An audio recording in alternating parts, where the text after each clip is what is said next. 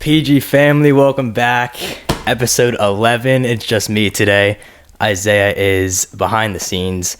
But today, I would like to welcome a close friend of mine, Mr. Sean Sancharico. How are we doing? What's up, man? How's it going? Thanks for having me on. Doing well. How about you? Good, man. I'm honored. Like I was just saying, watching some of your videos.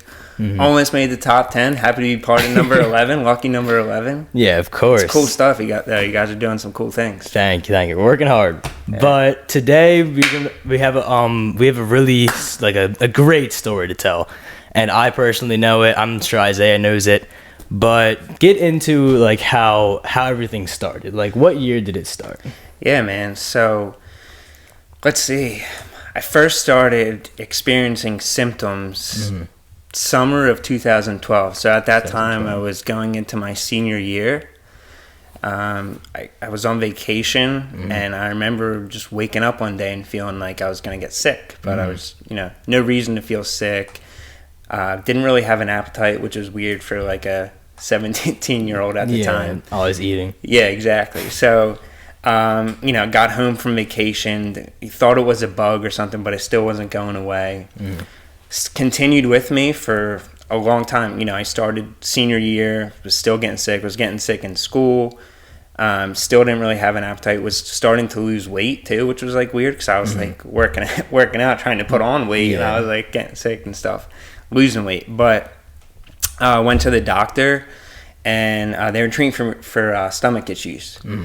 So fast forward, I mean, that continued for about 2 years, and there were many, ups and downs, more downs for sure, because, that progressed where continuously losing more weight, getting sick more often. And then all of a sudden, fast forward to my sophomore year in college, fall of 2014, I remember I was in class actually at the time, and I was probably the sickest I ever been. And then I started seeing the whiteboard the professor was teaching at, like, two whiteboards. Really? So I started having double vision, and like just thought it was weird.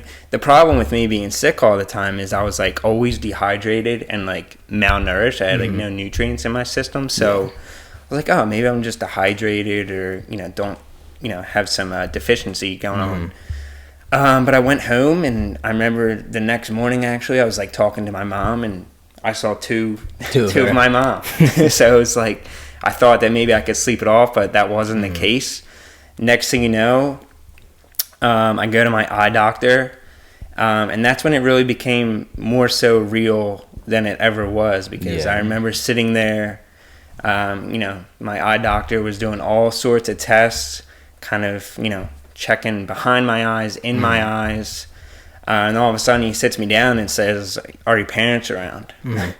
So right then I was immediately just kind of freaked out, and those aren't words you want to hear. No, exactly. So fortunately I was right around the corner. My parents were around, so they actually came, and my parents knew how sick I was for so long, so it was pretty upsetting to see that there's something probably potentially seriously wrong. And they got called to just like a simple eye doctor appointment. But he sat us down and said, it's something with the optic nerve that the brain controls. So it's nothing that, he as an ophthalmologist could do. That was on a Thursday. He ordered an immediate MRI of the brain, which I had Friday, the next day. Right then and there, it revealed a pretty, massive brain tumor in the back part of my brain, like the fourth ventricle, it's called.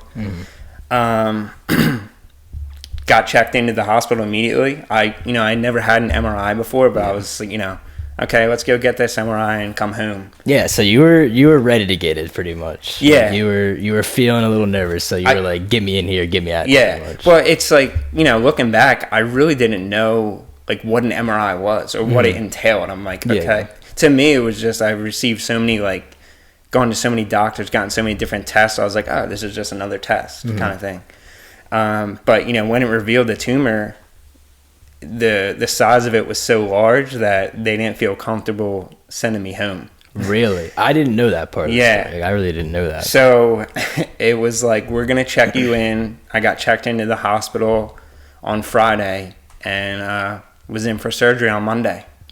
Wow, that's crazy. So bring it back to high school, because we had the same golf coach. Oh, yeah. Mr. Timothy Casal. Oh, yeah. Watching this. Shout out How you Timmy doing? Casal. Yeah, so take us back. What were you feeling on the golf course? Because he told us stories about you would have to go in the bushes and then you were feeling really uncomfortable. So take us back to what it was like being a student athlete and having to go through this. For sure, yeah.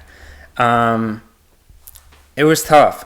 So kind of my day-to-day, was wake up, get sick, get ready for school, and, get ready for golf practice in the spring. So, like I said, because I wasn't really able to keep, any liquid or food down throughout the day, once afternoon or evening time came, it was like I probably felt more crappy than side effects from the tumor. After like a practice, or like no, before Okay. like I probably wasn't in shape to be going to golf practice, but like I love the golf, and I was competitive, so I wanted to go and just like push through it. So I would go. Some days would be fine, like I would try and drink a protein shake or something like that, but some days I couldn't keep anything down. So yeah, I would start my round, whether it was practice or a match, and I didn't want to get sick in front of everyone. Yeah. That was the thing. I was not self-conscious, but I wasn't, and I'm still in this way. I'm not. I don't want people to like feel bad for me. And Francesca said this. She was a cancer survivor, and we had her on episode. Yes, I saw. Yeah, I don't remember what episode it was, but she was always saying like, I'm over this, so I don't want people to feel bad for me. Right. So like, what did you kind of experience when you saw people always coming up to you and being like, oh my gosh, like I'm glad you're okay. Yeah. Like, how are you feeling? Like, well, I think it was real for me, but also for other people I was like seeing, close friends and family, because looking back at pictures, I looked physically sick. Like you could see it in my face. yeah. I was never used to being really thin, but I was like extremely thin. So, I mean, everyone would ask how I was feeling, and I was like, I'm good, I'm fine. Yeah. But like I really wasn't. Yeah. So I mean, you always want to come off. Yeah. as better than you actually are. So similar to like what Francesca said, it was just, I never really got tired of people asking. Like, some people think that, but it was more so probably me just trying to convince myself that I was okay. Yeah. So you weren't trying to get in your own head. Yeah, exactly. And I think that was the thing, going back to golf, like if I was playing with, teammates or, people from another school, it was, my team obviously knew I was sick, but I didn't want them to really see what I was experiencing, because that just wasn't who I was. But yeah. Yeah. So coming off of your first, what was it like? How far into the golf season did you like start experiencing this, or was it like before the golf season? Oh, it was before. Yeah. So it was fall of my senior year when I really started experiencing it, and I spent a lot of time in and out of hospitals then, like in the fall and winter, and I had played soccer in the fall, and that it got really bad towards the end of the soccer season. So more so a little closer to winter, I was, having different tests done, going to different appointments. So, of course, my biggest concern then was, am I going to be able to play golf? And at the same time, too, I'm a senior in high school. Yeah, you want to do senior things. I want to do senior things. I didn't want to be focusing on, doing stuff that majority of people my age weren't doing.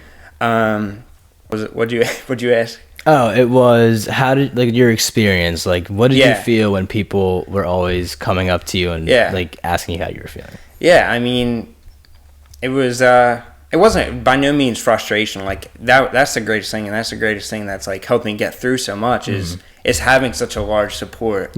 What, friends, family, people I barely knew just were like, knew that I was pretty sick, but because I didn't know the diagnosis for so long. It was, thought to just be stomach issues. I think I downplayed it, and I think, like I said, my parents knew I was a lot sicker than I was. But in that aspect, it was of course frustration to get an answer.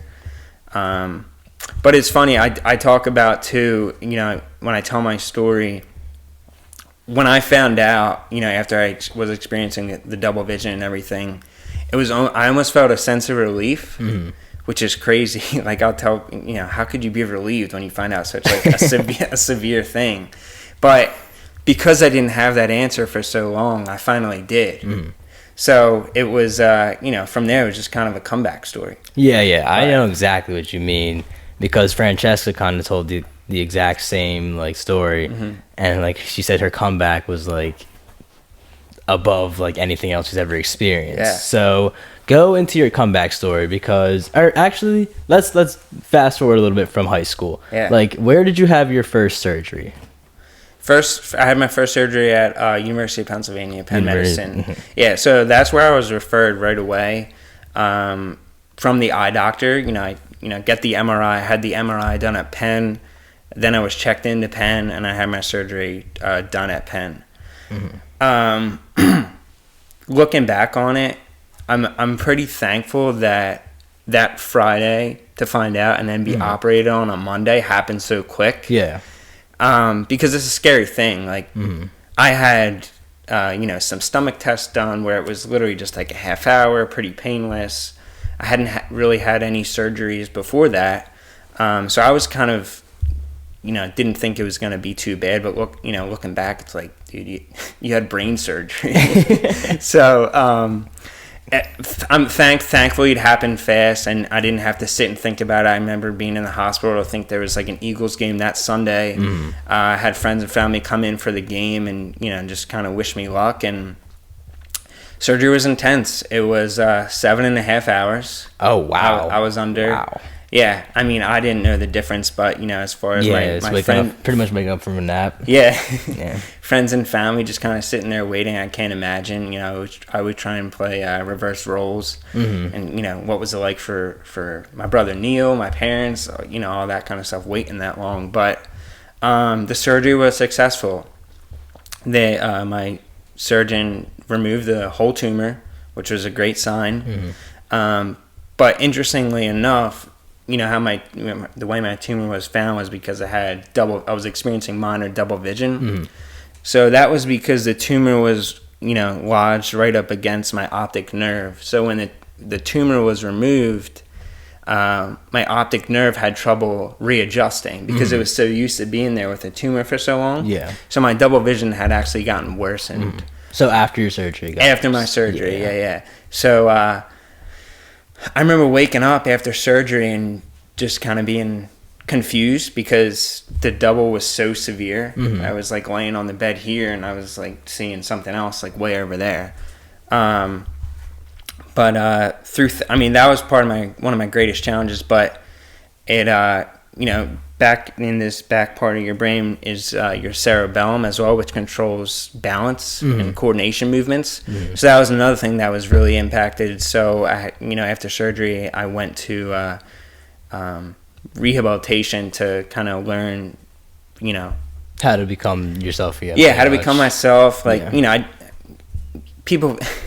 I get weird with learning how to walk again because that was, I wasn't like paralyzed or anything, but I was very weak. So, I honestly, if I got out of the hospital, I couldn't stand without holding on to something. Like I would have lost my balance. But so it really was like kind of starting back from square one, just like taking little steps and just trying to regain that strength. And, I did vision therapy and all that. So going back into the surgery, obviously nerves high. For sure. Or were you just like, get me in here and like I'm ready to be done? For sure. Well, that was the thing is like I barely knew what a brain tumor was. So I really didn't understand how severe this surgery like could be or how intense it was. But I think that helped me. Like I think I had such okay, let's just get in and out. Let's get this done. Yeah. You said that was your mentality, get me in here and get me out. That was, yeah. But next thing you know, I'm in the hospital for 40 days. Oh, I did not know you were in the hospital. Yeah, so I was in the hospital for let's say, after surgery a week, but then I went into a inpatient rehabilitation center. Okay. It was intense. I mean, honestly, like staying in that, I received great care at both, every place I stayed. But as far as that aspect, it was wake up, do physical therapy, and they got you going with it every day. So you went to Rutgers Camden. Rutgers Camden, yeah. All right. So back into the golf side of this. After your surgery, like how long did it take you to get back into golf again? Yeah. So let's see. I remember returning home. So I had surgery October 6, 2014.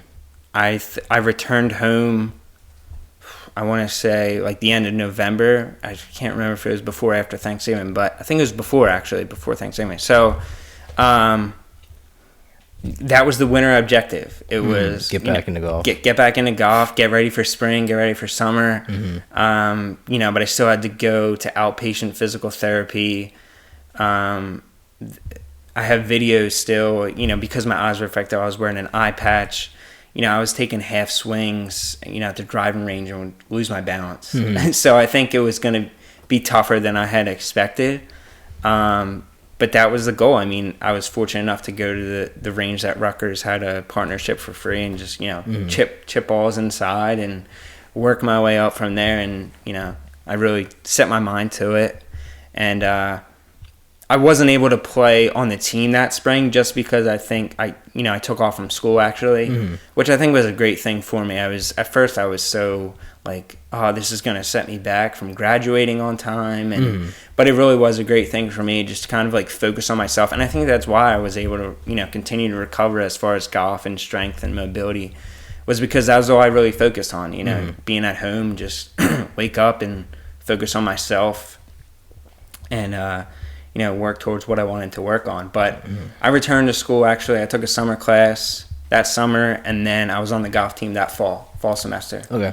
So talking about your mindset, go into what do you think about today? Like can you see yourself doing anything differently? Then, as far as what? As far as like my career? Yes. Like since you had a brain tumor, do you think you could have done anything differently, or would you have taken the same path? It's crazy. So I worked for Penn Medicine, which is where I had my surgery and did all my treatments and everything, and still continue to.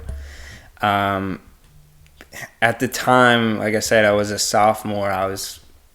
I really wanted an internship for the next year.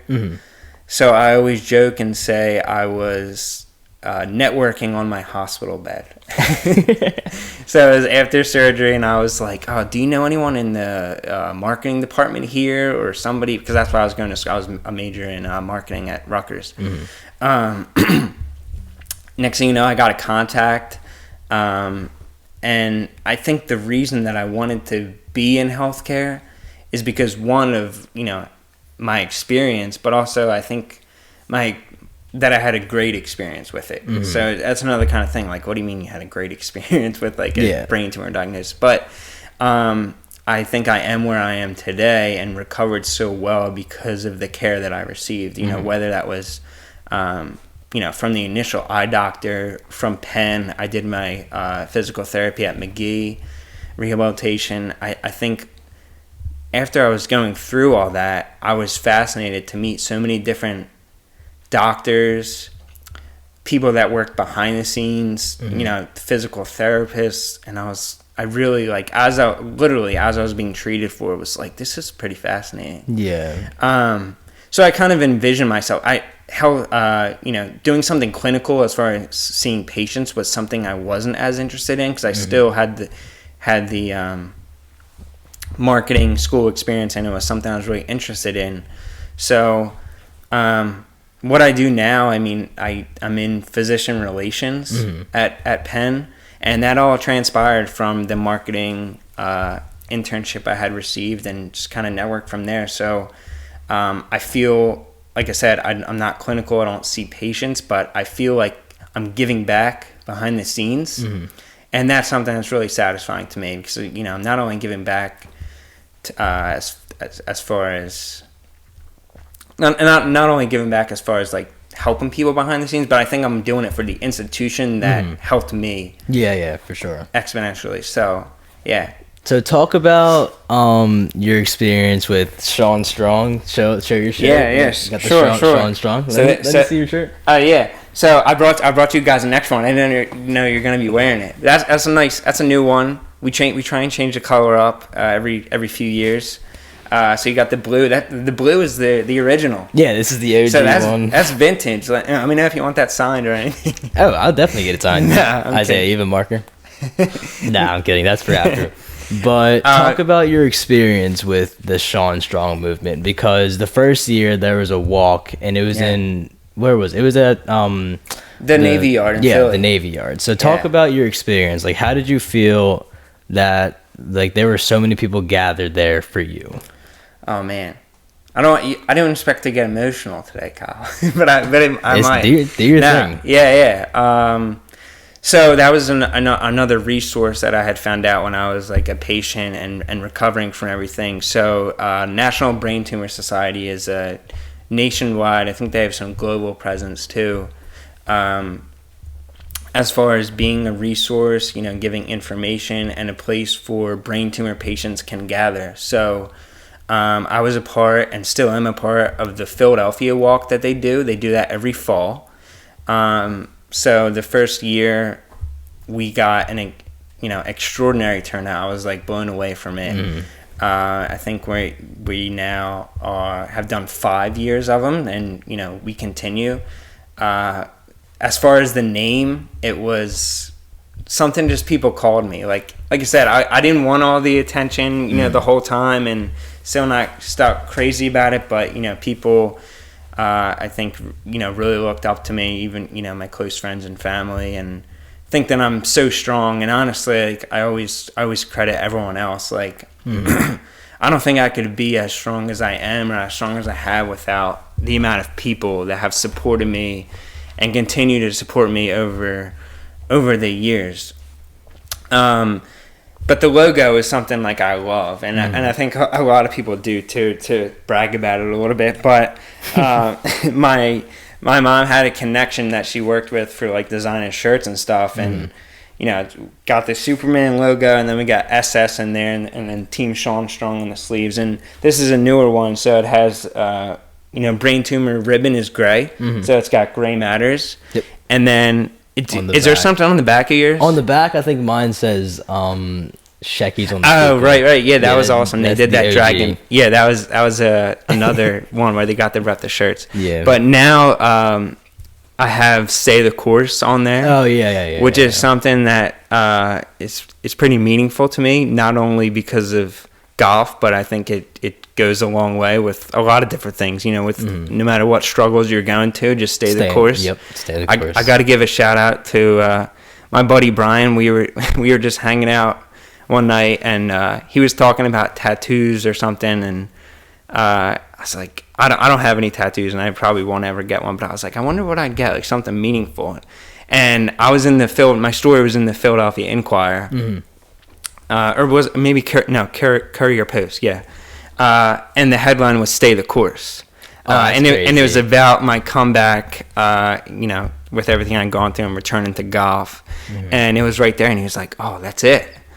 So, Stay the course. So I got it put on the back of the shirt. Stay the course, and like I said, "Stay the Course" is a pretty meaningful quote for me. It transpires with life and golf. Now, recently. I did hear that you had a second diagnosis. So get into the second diagnosis. Yeah. So it's March 2021 now. I was re-diagnosed, had a reoccurrence back in February 2020. It's crazy. It's something I really never expected to happen. But I think my first story back in 2014 is actually quite opposite for me as it relates to my reoccurrence last year. I always say, in 2014, it was all about a comeback story, and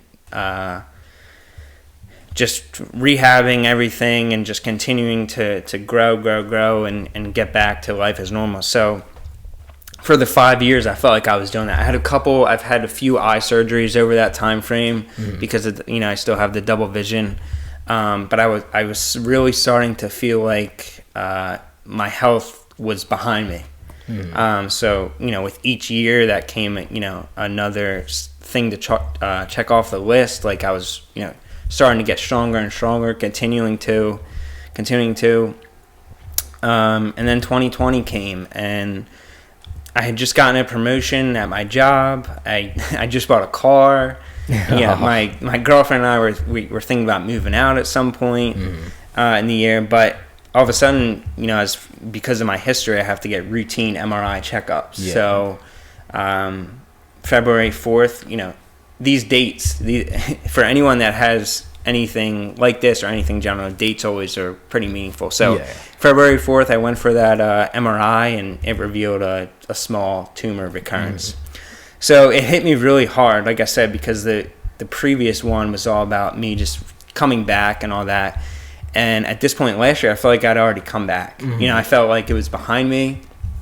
I was making good strides in my life. And then it was pretty crushing, honestly, because I thought it was fully behind me. But same kind of thing. I was in for surgery 2 weeks later. I had to go through radiation again, which was going to be a little bit more intense than the last one.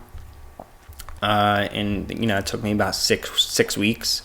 This round of radiation, I actually lost my hair, so it grew back nice. But I experienced being bald for a little bit of time, which is fun, looking back on it. But it was tough. Like I said, it just hit me a little harder emotionally because of where I was in my life, and really just not expecting to hear that kind of news. Yeah. I can imagine, because with COVID as well. Yeah, especially going through the pandemic. But having it happen one time, that's scary enough. But having it come through a second time, I can only imagine what you were going through. So now get into like family. Like how hard do you think your family pushed you to get through everything? Or not even just family and friends, and even people you didn't know. So, like, how did they impact you?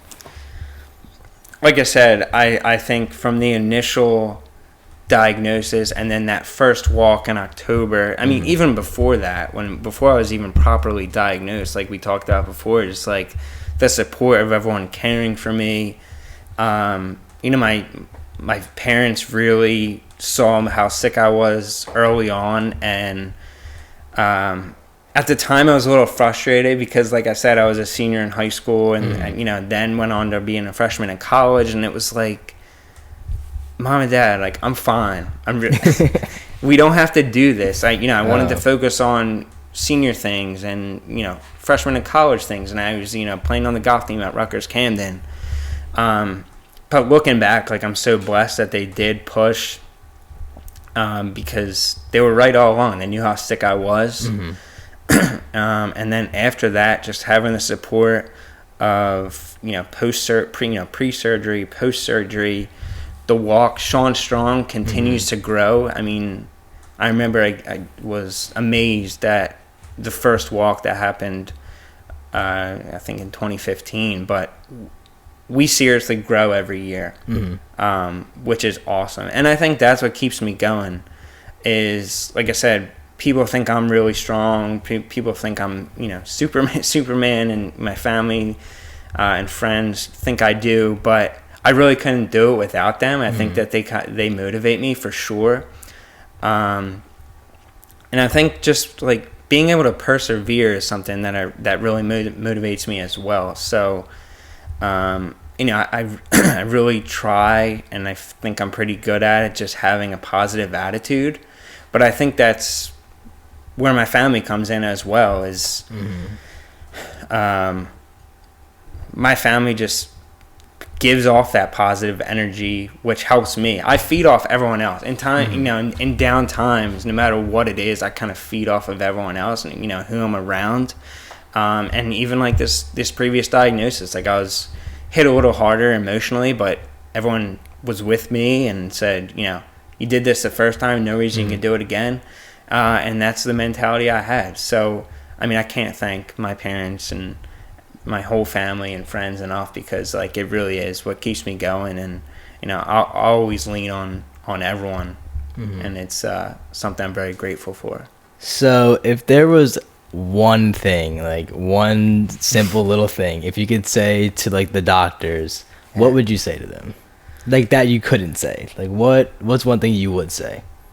One thing I would say, as far as the doctors that treated me well, yeah. I mean, just thanks. I talk about getting emotional, but like my care team, I'm so close with. I can literally text my surgeon if I wanted to right now. That's, they know how thankful, I hope they know how thankful I am. And, I have, my surgeon, my radiation oncologist who I see, more frequently now. I'm still trying to keep in touch with my physical therapist that helped me come back. Just thanks. I mean, it's a huge just thing that they helped me and continue to help me, and I'm so grateful that I've had such a great care team that I can truly call friends. Like my surgery team came to see me on my birthday last year. I was going through radiation. Really? On your birthday? On my birthday, I had to go to treatment. It was Monday to Friday. So next thing you know, I came out and my surgery team was waiting for me and said, "Happy birthday, Sean." I'm like, oh wow, this is incredible to have this sort of relationship, and like I said, have people that I have such highly respected medical professionals that I can call my friends is something I'm so appreciative of. Also, if there was one thing that you could say to somebody that is experiencing the same thing as you, what would you tell them?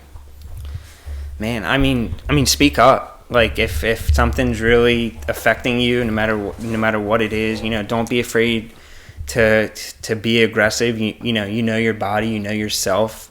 Don't be afraid to get second opinions, second, third, fourth opinions. Talk to everyone and everyone. Like I said, you know yourself, you know your body.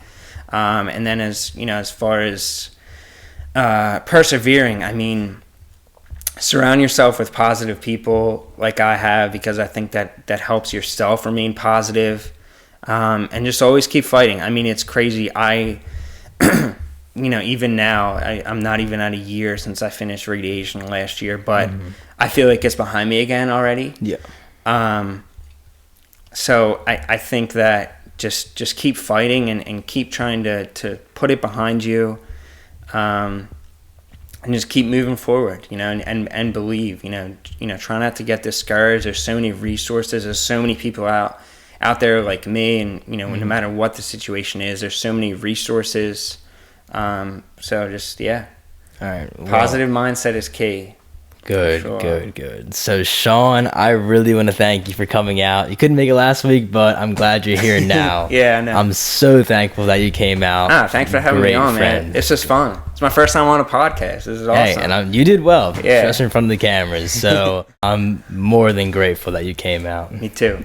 Of course. So, all of our links will be in the description. Of course, Sean's links will be down low. If you have anything that you want to ask him, hit the link down low. My link, Isaiah's, of course, the PG Instagram. And if you're interested in any apparel that we have, or even Sean's apparel, hit his link down below. And as always, keep it PG. Peace.